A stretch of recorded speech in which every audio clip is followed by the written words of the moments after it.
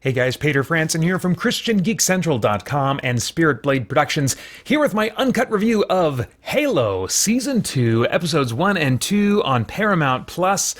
The synopsis on Paramount Plus for each episode reads, "A deadly evacuation mission signals a shift in Master Chief's war with the Covenant. On Reach, a new regime takes the reins at Fleetcom. John senses a looming threat close..." And then it cuts off. Because for some dumb reason, the app won't let me, select the rest of the synopsis and read the rest of it. It only gives me the option to watch. I don't understand. The Paramount Plus app, it is rough. I can't tell you how many times, I suddenly can't pause and I have to, back up a little bit before it'll finally let me pause. Sometimes for my wife, it'll reset the whole episode. And it's not just us. I've read some stuff online.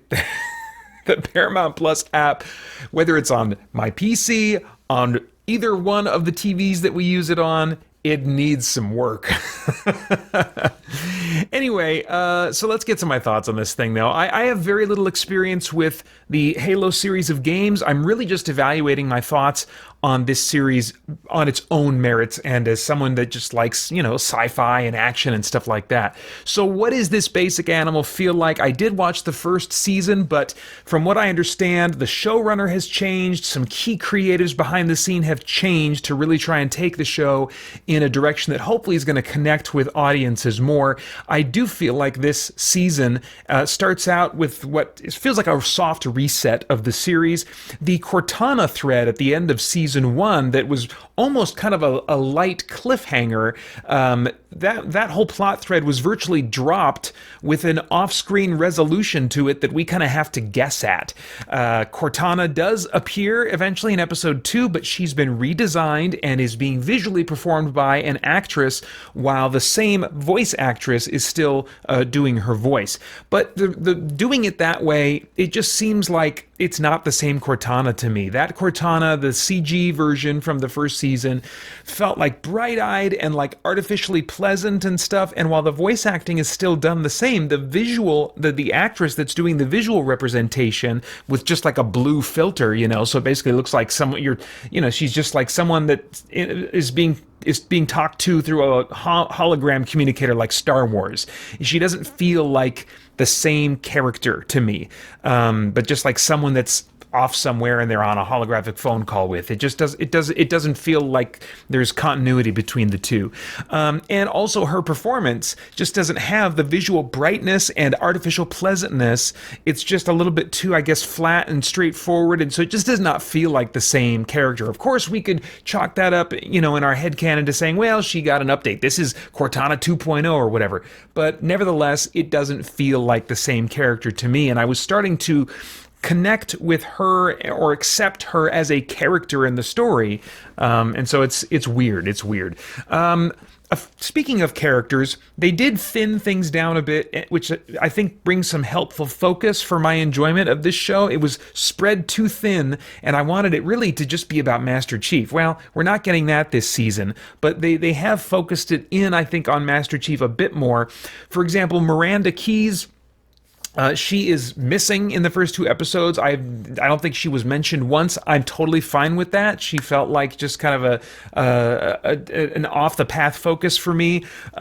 Soren is very present, but he's given a story that I'm not sure I'm going to care about at all. I think his character, just the way he presents himself, is just kind of being too cool for school. And if nothing ruffles his feathers, if I don't sense that he has any vulnerability, then I don't really care about his story. He's just, too cool. Now, they are hinting at some vulnerability, but they've already established him as this character that just doesn't really show any of that. And so there's still a difficulty in me empathizing with him. But I don't know if he's going to be a major presence in the rest of the series. Something happens in episode 2 that might be kind of taking him off the board. I'm not sure. Quan is reintroduced with both a haircut and personality that I can more easily take seriously. In the first season, she was this kind of angry sidekick with spunk. And as she's reintroduced in this season, she seems to be sobered. She seems to be more capable, and she seems to be more of a woman that is on the run and that is, yeah, capable, I guess. And she also gets a lot less screen time, which so far for me, all those things together make Quan work better for me in this season. The Chief, John, and his squad mates in Silver Team get some added focus, which I appreciate, especially Riz, who was Kai was the main female squad mate that got focus in the first season. But Riz and the other guy whose name I don't remember, they are off of their emotionally inhibiting pellets now, and so they're starting to discover their emotions, and that's especially relevant to Riz, who has an arc that's related to recovering from her traumatic injuries at the end of the first season. Good stuff there. Keep things tight around Master Chief. I think that will really help to keep me invested. The closer characters are to Master Chief, the more I'm willing for them to get some focus. The further off the beaten path and currently unconnected they are to Master Chief, the less I'm going to be interested in their story. The tone overall, I think, is a bit more serious, and it definitely has a little more visual style in terms of how the camera is used, how editing is used to tell the story. Definitely more my taste. The basic story so far is that John is aware of a shift in the alien race known as the Covenant, in their behavior, in their tactics, but those in authority over Master Chief don't see his concerns, and so there's that friction there. There's a side story involving Soren and his family that so far feels unrelated to the main story and unnecessary to me. So I really want them to make that connection to the main story going on with John as quickly as possible, because it's very hard for me to not just check out and just kind of browse the internet while his scenes or his family's scenes come on. Quan also still feels a bit like unnecessary baggage to me, so I'm hoping that very soon they will connect those stories and characters to Master Chief, to Silver Team. There's some solid action, I think, throughout, and enough of it to call this, I think, a sci-fi action series, but not like, constantly all the time. There's plenty of time given to story scenes, to character scenes, but I do miss the presence of a more emotional arc for John. The first season, his arc was very much about his past and his family and stuff, and him discovering his emotions and those kinds of things. And so now for it to be more about he's got a serious furrowed brow because the Reach is, not the Reach, the Covenant is dangerous, and people don't realize how dangerous the Covenant is. I'm like, that doesn't feel quite personal enough, and I'd like John's stakes to be a bit more personal. There is some unresolved pseudo-romance, a barely developed romance in the first one. I guess basically by normal Hollywood television standards, it's a fully developed romance, but it felt like, just the bare trappings of one to me.